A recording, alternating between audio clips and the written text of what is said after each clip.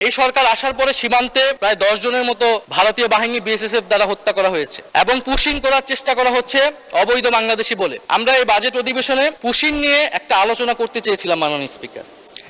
এই আলোচনাটা আমরা জানি না কোন কারণে এই আলোচনাটা আমাদেরকে করতে দেওয়া হয়নি।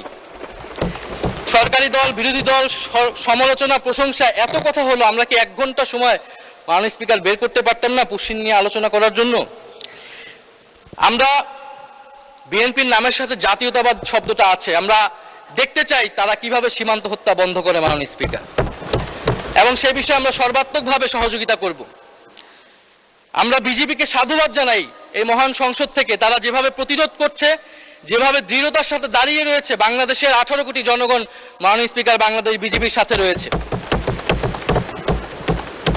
মাননীয় স্পিকার, পশ্চিমবঙ্গে একটি নির্বাচন হয়েছে এবং শুভেন্দু অধিকারী সেখানকার মুখ্যমন্ত্রী হয়েছে। নির্বাচনের আগে এবং পরে বাংলাদেশকে নিয়ে লাগামহীন বক্তব্য দিয়ে যাচ্ছে মাননীয় স্পিকার। তিনি বলেছেন নির্বাচনী এক জনসভায়, আমাদের জন্যই বাংলাদেশ তৈরি হয়েছে, বড় বড় কথা বলো, অবৈধ সবাইকে পাঠিয়ে দেব। তিনি এর আগে একটি জনসভায় বলেছেন, ইসরায়েল যেভাবে গাজাকে শিক্ষা দেয় বাংলাদেশকেও সেভাবে শিক্ষা দিতে হবে।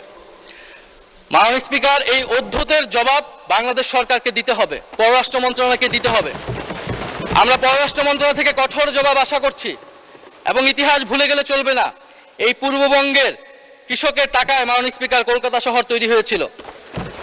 কলকাতা শহর আমরা 1937 সালে বিজয় লাভ করেছিলাম মাননীয় স্পিকার, এবং শ্যামাপ্রসাদ মুখার্জিরা তারা সাম্প্রদায়িক নীতির ভিত্তিতে পশ্চিমবঙ্গ ভাগ করেছিল, যে পশ্চিমবঙ্গ দিবস আজকে নরেন্দ্র মোদী পালন করছে। আমরা এই জাতীয়তাবাদী সরকারকে আমরা সেই সমমর্যাদায় সমতার নীতি নিয়ে আমরা প্রতিবেশীর সাথে সম্পর্ক করতে চাই। বাংলাদেশ ফার্স্ট, এটা যাতে শুধু মুখে মুখে না থাকে। মাননীয় স্পিকার, আমাকে যদি আরেকটু সময় বাড়িয়ে দিতেন আমি শেষ করে ফেলবো। জি, 4 মিনিট দেওয়া হলো আপনাকে, ধন্যবাদ। মাননীয় স্পিকার, ভারতীয় নতুন হাই কমিশনার বাংলাদেশে এসেছেন দীনেশ ত্রিবেদী। তো ত্রিবেদী সাহেব বাংলাদেশে প্রবেশ করেই ভারতের আকাশ জমি বাংলাদেশের আকাশ জমির সাথে মিলিয়ে ফেলেছে মাননীয় স্পিকার। তো মিষ্টি কথায় মাননীয় স্পিকার চিরা ভিজে না। গত 16 বছরের কথা আমরা ভুলে যাইনি। তাদের উচিত ছিল, নতুন হাই কমিশনার উচিত ছিল প্রথমত অ্যাপোলজি করা। 16 বছরে বাংলাদেশে যে প্রত্যক্ষ এবং পরোক্ষভাবে আওয়ামী লীগকে ক্ষমতায় রাখতে সহায়তা করেছে ভারত সরকার, তার জন্য অ্যাপোলজি করা। এখানে যে গণহত্যা সংঘটিত হয়েছিল এবং এখনো সেই হত্যাকারী ওসমান হাদির হত্যাকারীকে ভারতে আশ্রয় দেওয়া হয়েছে, বাংলাদেশে নাশকতা করছে আওয়ামী লীগ, তার জন্য ভারতীয় হাই কমিশনারকে অ্যাপোলজি করা উচিত ছিল। এবং কিভাবে বাংলাদেশের সাথে নতুন সম্পর্ক তৈরি করবে মর্যাদা এবং সমতার ভিত্তিতে, সেই কথা বলা উচিত ছিল মাননীয় স্পিকার।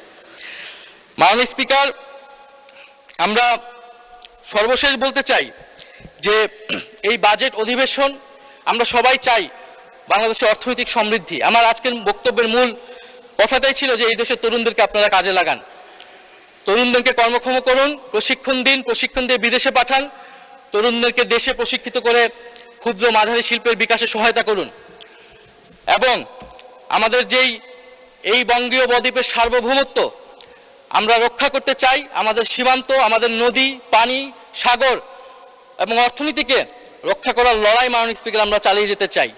আমরা মনে করি এই লড়াই এখনকার লড়াই না মাননীয় স্পিকার, এটা আমাদের পূর্বসূরীরা এই লড়াই চালিয়েছেন।